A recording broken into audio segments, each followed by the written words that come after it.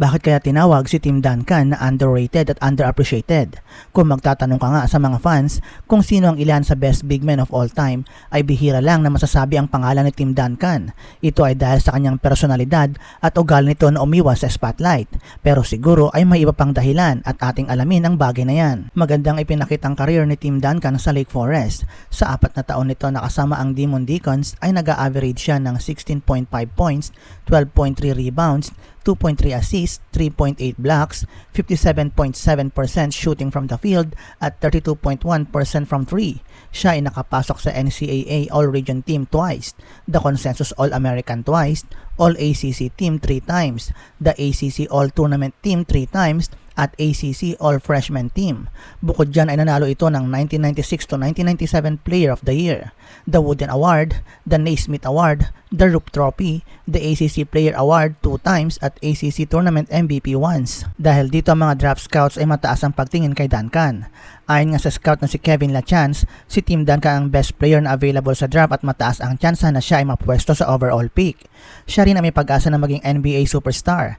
Iba't ibang opinyon ng mga NBA scouts sa magiging posisyon ni Duncan sa NBA. Siya ay maaaring maaga na maging dominanting player bilang power forward, pero may kakayahan siyang maging dominant center din, at ang kanyang posisyon ay nakadepende pa rin sa team na pipili sa kanya. Siya ay naikukumpara kay David Robinson at Brad Daugherty, pero mas malapit ito na naikukumpara kay Hakeem Olajuwon dahil sa kanyang mobility sa kabila ng kanyang size. Ayon nga kay NBA Scouting Director na si Marty Blake, si Duncan ang most complete player na papasok ng NBA sa loob ng 10 years. Malinaw na kung papasok si Duncan sa draft ng NBA ay sa sentro sa kanya ang atensyon ng mga NBA scouts, lalo na't mataas ang inaasahan sa kanya at naikukumpara siya sa mga ilang best big men of all time. Siya ang nakikitang most complete prospect, kaya naman malinaw na si Duncan ay malayo sa pagiging underappreciated sa pagpasok pa lang niya sa NBA. 1997 nang ito ay madraft sa NBA at nakuha siya ng San Antonio Spurs na isa sa pinakamagandang nangyari sa kanyang career. Pero sa tingin ko kahit sinong team ang makakuha sa kanya ay magiging pang Hall of Famer caliber pa rin siya. Sa pananatili nito sa Spurs ay natuto ito kay David Robinson at sa kabay na rin ni Coach Greg Popovich. Sa rookie year nito ay na-outscored siya ni Robinson sa 1 season na magkasama sila sa loob ng court. Natapos ni Robinson ang unang taon na ito bilang leading scorer pero dikit ang kanilang average. Si Robinson ay nag-a-average ng 21.6 points per game habang si Duncan naman ay 21.1 points per game. Sila ang one of the most talented front duo of all time. Nakapasok agad ng All-Star game si Duncan sa kanyang rookie year at siya ang Rookie of the Year ng 1997 to 1998. Ang sumunod na season ay ang panahon naman ng lockout kaya ang season noon ay mayroon lang 50 games. Sa kabila ng irregularity ng regular season ay dinagpabaya ang Spurs sa postseason at sila ang nanalo ng NBA Finals kontra sa New York Knicks sa loob lang ng 5 games. Dito na nag-umpisang maabutan ni Duncan si Robinson bilang top player sa Spurs elite roster. Siya noon ang Finals MVP at patuloy na nanguna kay Robinson sa points per game sa natitirang panahon na magkasama sila sa liga. Sa final series kontra sa New York Knicks ay nag-average si Duncan ng 27.4 points, 14.0 rebounds, 2.4 assists, 2.2 blocks per game at 53.7% shooting from the field. Ang 2001 to 2002 season ay masasabing big one kay Duncan.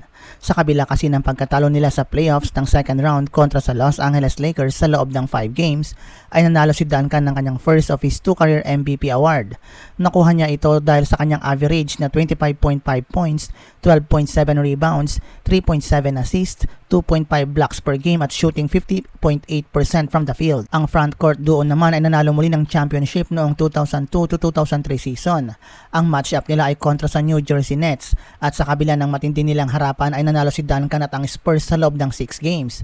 Muli ay si Duncan ang Finals MVP na nag-a-average ng 24.2 points, 17.0 rebounds, 5.3 assists, 1.0 steals, 5.3 blocks per game at 49.5 shooting from the field. Si Duncan ay may talent para sa role na isang traditional big man sa puntong iyon na di na kailangan pang makipagsabayan masyado sa opensa outside of rebounding at finishing around the basket.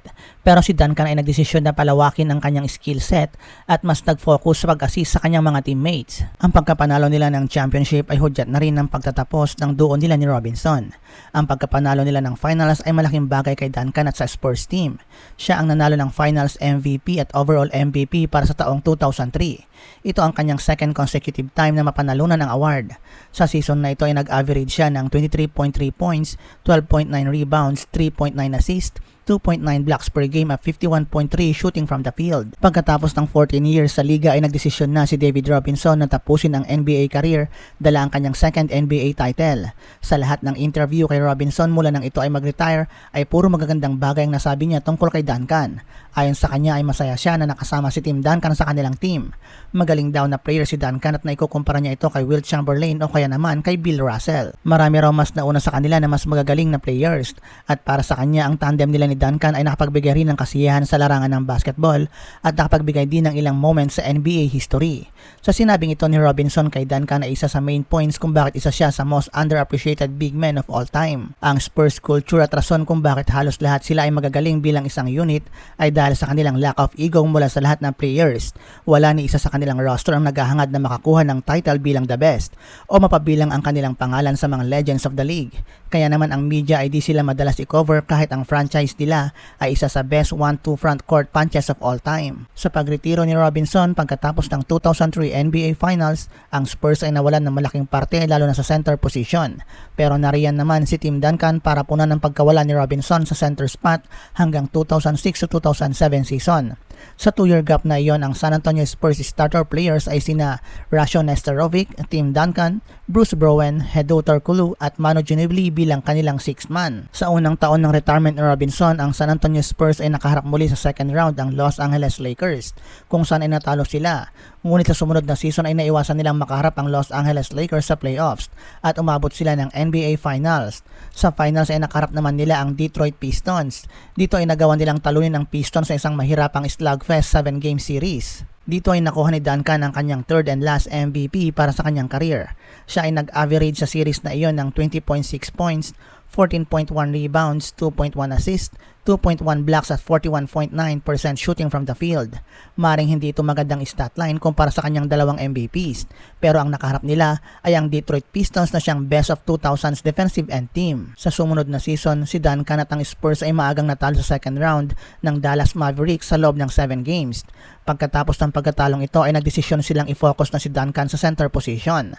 At mukhang naging maganda ang plano nila dahil sa sumunod na season, nakasali na si Duncan sa first 5 players, ay dito nakuha nila ang isa na namang championship title. Sa puntong ito ay Cleveland Cavaliers naman ang kaharap nila. Sa series na iyon ay na-outmatch ng Spurs ang Cavaliers at nanalo sila ng NBA Finals sa loob lamang ng 4 games. Si Duncan ay nag-average ng 18.3 points, 11.5 rebounds, 3.8 assists, 1.3 steals, 2.3 blocks per game at 44.6 shooting from the field. Sa kabila ng kanyang magandang stats ay si Tony Parker ang nanalo ng Finals MVP award. Sa sumunod na 4 na season, ang Spurs ay di pinalad at umabot lang ng playoffs. Sa 2007 to 2008 season ay napigilan sila na makaabot ng Western Conference Finals sa loob ng 5 games mula ulit sa Los Angeles Lakers. Sa 2008 to 2009 season naman ay natalo sila sa first round ng Dallas Mavericks. Sa 2009 to 2010 season ay naswept sila sa Western Conference Semifinals ng Phoenix Suns. At sa 2010 to 2011 ay maaga silang tinalo ng Memphis Grizzlies sa first round pa lang sa loob ng 6 games. Sa off-season ng 2010 to 2011 season ay nagdesisyon ng Spurs na gumawa ng hakbang sa pag-trade upang makasungkit ng isa pang title ang Spurs at ang kanilang mga 90s na core players na ngayon ay nagkakaedad na rin. Sa 2011 NBA Draft, pinalit ng Spurs si George Hill sa Pacers kapalit ng 15th overall pick. Sa draft ay ginamit nila ito para makuha si Kawhi Leonard. Kailangan ng ilang taon bago ma-fully develop si Leonard sa tulong na rin ng kanyang mga mentor sa San Antonio Veterans. Mabibigyan niya naman ng title ang Spurs pero bago iyon ay natalo muna sila sa playoffs ng Western Conference Finals kontra sa Oklahoma City Thunder. Sa loob yan ng 6 games. Sa 2012 to 2013 ay nakaharap nila ang Miami Heat sa NBA Finals. Ngunit pagkatapos ng 7-game series ay kinapos ang Spurs at tuluyang natalo sa Miami Heat. Sa sumunod na taon ay mukha namang nakaganti ang Spurs sa Miami Heat. Tinalo nila ang Miami Heat sa loob lamang ng 5 games. Sumikat naman ang pangalan ni Kawhi Leonard at nanalo ng Finals MVP award. Samantalang si Duncan naman noon ay isa ng 37 years old at medyo patapos na rin sa kanyang pagiging prime. Siya pa rin naman ay isang integral piece sa pagkapanalo ng Spurs. Siya ay nag-average sa finals ng 15.4 points, 10.0 rebounds, 2.0 assists per game at 56.9 shooting from the field. Pagkatapos ng game ay nasabi nga ni Duncan na it makes the last year okay. Sa 2014 to 2015 season, si Duncan ay nagawa pa rin makapasok ng All-Star bilang kanyang final All-Star appearance ng kanyang career. Na-eliminate naman ng Spurs sa first round ng playoffs sa loob ng 7-game series kontra sa Los Angeles Clippers. Sa sumunod na season ay ang final of Duncan's career. Gumawa naman ng move ang Spurs at nakuha sila Marcus Aldridge sa off-season. Sa kabila naman ng kanilang naginawang hakbang ay kinapos pa rin ng Spurs na makaabot ng finals. Sila ay tinalo sa second round ng playoff sa loob ng 6 games kontra sa Oklahoma City Thunder. At sa kanyang final game ng kanyang NBA career, si Duncan ay nagpakitang gilas at nagbigay ng nakakabilib na performance. Siya ay nag-average ng 19 points, 5 rebounds, 1 block at 50% shooting from the field. Sa pagretiro ni Duncan ay dala niya ang mga records na 1997-1998 Rookie of the Year Award, 15 All-Star appearances, 15 appearances on the All-Defensive Team, 15 appearances on the All-NBA Team, nanalo ng 2 MVPs, 3 Finals MVPs at 5 NBA titles. Siya ay nailagay sa Hall of Fame ng 2020. Pagkatapos niyang magbigay ng 19 years sa liga, kasama ang di mabilang na achievements na na-accomplish ni Duncan sa liga sa loob ng ilang taon at sa lahat ng success na naibigay niya sa kanyang team, siya ay napasali sa naganap na usapan bilang isa sa best big men of all time. Yun nga lang ay hindi naging matunog ang kanyang pangalan sa naganap na usapan. Isa sa mga naging rason dito ay dahil sa personalidad ni Tim Duncan. Taglay niya ang lahat ng encore achievements at deserve niya ang pwesto na mapabilang sa GOAT big men of all time. Yun nga lang para kay Duncan ay ni siya mismo ay hindi maisip ang sarili na isa siya sa mga greatest players. Ito rin ang dahilan ng mga fans kaya nawalan sila ng interes sa kanya. Pero yun talaga ang tunay na ugali ni Tim Duncan. At majority ng mga players na naging successful sa Spurs sa kanyang era ay sinabi ang talagang ugali ni Duncan. Ang unang natutunan nila sa kanya ay ang hindi dapat paghabol sa personal na awards kundi makatulong dapat sa goal ng team na manalo ng isa pang title. Kasama pa dyan ang kanyang style of play ay hindi rin masyadong patok kahit sa mga fans na talaga namang nirerespeto siya. Ang kanyang mga laro ay di nakaka-enjoy panoorin dahil na rin ito sa kanyang paninindigan sa fundamentals para magawa ang tamang play. Wala kasi masyadong mga play na tumatak tungkol kay Duncan at sa Spurs bilang brand of play sa panahong iyon. Pero sa kabila nito ay hindi naman ibig sabihin na di sila nanalo ng NBA titles na magkakasunod. Sa kasamaang palad, lahat ng ito ay dinagawang bigyan ng excitement ang mga fans o kaya naman ay makapagbigay ng atensyon sa mga media para i-cover sila na para silang dynasty sa panahong iyon. Kaya naman ito sa tingin ko ay ang dahilan kung bakit si Tim Duncan ay isang sobrang underappreciated at di na ikonsidera bilang isa sa mga best big men of all time. Kahit na sa kabila ng mga ito ay alam natin kung ano talaga ang katotohanan. At yan nagtatapos ang ating video. Salamat sa inyong panonood.